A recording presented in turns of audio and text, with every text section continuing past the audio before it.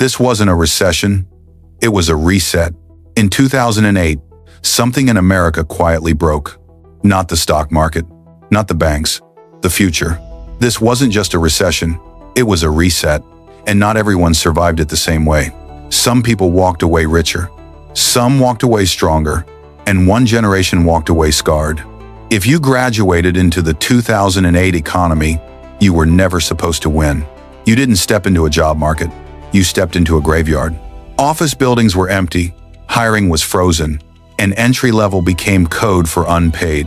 While you were sending out resumes, your parents were packing boxes. Homes were being taken, dreams were being folded into cardboard, foreclosure signs on lawns, eviction notices on doors. Conversations at dinner changed from college to survival. And then came the pink slips, white envelopes, quiet meetings, and one sentence that destroyed everything. We're letting you go. Student loans didn't pause. Rent didn't care. Credit scores collapsed. Savings vanished. And bankruptcy became a word you learned too young. But here's the part no one said out loud. This did not hit everyone equally. Some were protected. Some were rescued. Some were refunded their losses, while the rest were told to start over. This wasn't an accident. It was arithmetic. And the math pointed at you. You weren't just unlucky. You were convenient. Because when the system broke, someone had to absorb the damage. And it wasn't the banks. It wasn't the executives. It wasn't the people who built the bomb. It was the kids standing at the door of adulthood, holding degrees and debt, walking into an economy on fire. 2008 didn't just end jobs. It ended timelines. It delayed adulthood. It erased security. And it rewrote what normal would ever mean again. This crisis didn't just pass through your life. It embedded itself into it. You didn't enter the workforce. You entered a battlefield. And the worst part? Nobody ever called it a war. They just told you to try harder, work longer, hustle louder. In a game that had already been decided, 2008 didn't fail you. It labeled you. And once a system assigns a role, it doesn't ask for permission. It just watches to see if you survive it. Who got saved? And who got buried? When the smoke cleared, America didn't ask, who suffered most? It asked, who mattered most? And the answer came fast. The banks were rescued. The people were not. Trillions were approved overnight, not to families, not to workers, not to students, but to institutions already drowning in their own greed. Suddenly, there was money, infinite money, for the same people who set the fire. Wall Street didn't collapse. It was carried. On the backs of taxpayers, on the backs of workers, on the backs of a generation just learning to breathe on their own. Bailouts for Wall Street, evictions for Main Street. While executives walked into rescue plans, families walked into courtrooms. While balance sheets were patched, childhood homes were boarded, and nobody called it what it was. Protection for the powerful. Abandonment for the rest. The system didn't hesitate. It didn't debate. It didn't flinch. When it had to choose, it chose money, not people. Banks were labeled too big to fail. But you were disposable. You were adjustable. A number, a statistic, a write-off. Some people lost bonuses. Others lost their futures. And America was told that this was necessary, that this was safety, that this was survival. But listen closely. Safety for whom? Survival for who? Because when help arrived, it arrived with a dress code, a zip code, a corporate badge. No one stood in line to save your parents. No one rushed to rescue your neighborhood. No one bailed out your life. But they saved companies that never loved you, never hired you, never needed you, except to pay the bill. This wasn't capitalism failing. This was capitalism choosing sides.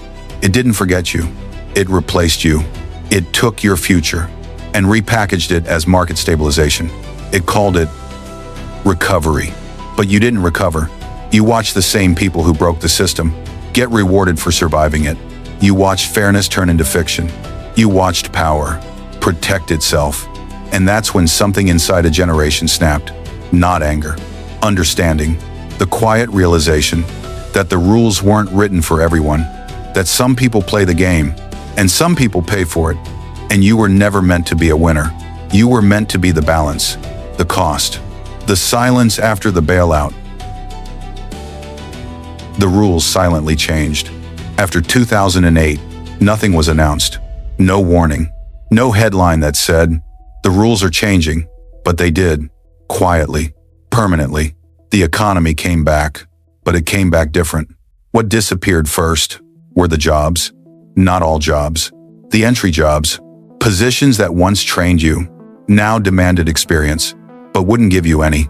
Entry level didn't mean beginner, it meant impossible. And while doors closed, you were told to knock harder. Then came wages, or rather, the absence of them.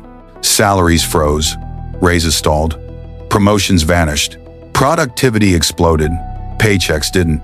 You worked longer hours for the same dollar, or less, and the gap grew. Now the third shift, housing. Home prices didn't rise, they launched. Entire cities became unaffordable. Overnight, rent devoured income. Ownership became fantasy. You stopped planning to buy and started planning to survive. Not next year, next month, and finally, the storm underneath it all.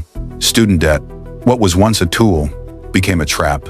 College didn't become cheaper, it became permanent, and debt followed you like a shadow. It didn't care. If the job market collapsed, it didn't pause. When your life did, it just waited and collected. So let's recap. Less opportunity, frozen wages, exploding housing, permanent debt. While you were told to hustle, to grind, to just work harder. But working harder doesn't change a broken system. It only breaks the person inside it. You were told this was growth. But growth for who? Because when you zoom out, the system didn't collapse. It rearranged. And someone always pays for rearrangement. And it wasn't the people at the top. It was the ones who had just arrived. You walked into adulthood, and the floor was already gone. You weren't behind. You started on a different map, in a game that had already moved the goalposts. The work harder myth. When the system stopped working, it didn't apologize. It rebranded. Failure became motivation. Survival became hustle. If you couldn't keep up, it wasn't the economy. It was you. That's what they told you. So you worked longer, slept less, learned new skills, took on side hustles, and somehow, it still wasn't enough. The goalposts kept moving, you kept running, and exhaustion became your background noise. Then came the new promise: freedom, freelance, gig work, independence. It sounded like escape, but it was a different cage. No benefits, no stability, no guarantees, just constant motion, with nowhere to land. You didn't get security. You got unpredictability. You didn't get ownership. You got risk. And they called it flexibility because it sounded better than vulnerability. They didn't give you opportunity. They gave you exhaustion, labeled as independence. The system didn't want to hire you. It wanted to rent you, temporarily, quietly, cheaply, always replaceable. So when work disappeared, so did you. No safety net, no backup, no second chance. You weren't building a career. You were stacking shifts in different places with the same fear. And then came the guilt. Because when you collapsed, you thought it was weakness, but it was pressure, accumulated, daily, relentless. This wasn't ambition. This was endurance. You weren't chasing success. You were outrunning collapse. And the worst part? It worked. Just not for you. Hustle culture didn't make you rich. It made you tired. Gig work didn't make you free. It made you fragile. Freelancing didn't make you powerful. It made you alone. Because power requires stability. And stability was no longer for sale. It was already bought and sold back to you in pieces. So you learned to smile while breaking, to post while struggling, to grind while unraveling, and call it a life. But it wasn't. It was a coping mechanism, dressed as a dream. There is no catching up. At some point, you finally realized something. This wasn't a setback. This was a structural shift. You weren't behind schedule. You were running in the wrong race. Because there is no catching up. When the track itself has been extended, you didn't miss the train. The train moved. While you were paying for the ticket, and while you were told to be patient, prices accelerated, rent exploded, interest tripled, Groceries climbed. Healthcare rose. Everything went up, except wages. The world didn't become expensive. It became unreachable. You didn't fall behind. You were launched into adulthood during the most expensive era in American history. Assets grew. Stocks soared. Real estate surged. But paychecks barely moved. So wealth didn't trickle down. It levitated away. And the farther it rose, the harder it became to touch. You can't save fast enough to catch a market that outruns you. You can't budget your way out of a structural disadvantage, and no amount of discipline can reverse a design. This isn't about effort, it's about entry point. The people who built wealth bought early. You arrived after prices swallowed reality. They climbed ladders. You faced glass walls. And yet, the same advice circles everywhere. Just be smart with money. But smart doesn't work in a rigged time window. You didn't choose when you were born, but you were charged for it anyway. You didn't choose your economy, but you inherited its debt. You didn't miss opportunity. It expired before you touched it. So no, you're not falling behind. You started on a different map, and the map was already burned. This generation wasn't broken, it was used. After everything, one truth remains. This generation wasn't broken, it was used. Not because of weakness, not because of laziness, and not because of bad choices, but because of timing and design. This wasn't a mistake. It was a system, doing exactly what systems do. Protect power, preserve profit, offload risk. And when pressure builds, it doesn't rise upward, it moves downward to the newest, the youngest, the least protected. Every generation is told, you'll do better than the last. But some generations are chosen to absorb the cost. Millennials were one of them. They didn't break the economy. They were born into its collapse. They didn't design the machine. They were dropped inside it. They didn't wreck the system. They were told to survive it. And somehow, they did. No riots, no collapse, no burning cities, just quiet adaptation, quiet suffering, quiet endurance. And the world mistook silence for weakness. But it wasn't. It was resilience without celebration, survival without reward, and progress without a map. This generation didn't fail. They inherited a disaster. Dressed as an economy, they inherited debt, painted as opportunity and uncertainty, marketed as freedom. And still, they move forward, not upward, not wealthy, but alive.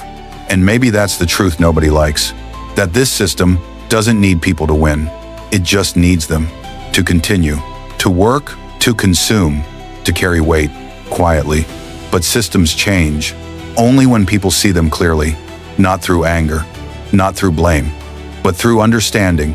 And once you understand the design, you stop blaming the players and start questioning the game, not to destroy it, but to refuse playing it blindly, because awareness is the first form of freedom, and memory is the first step toward change. This generation wasn't broken, it was used, but it's not finished. It's just awake.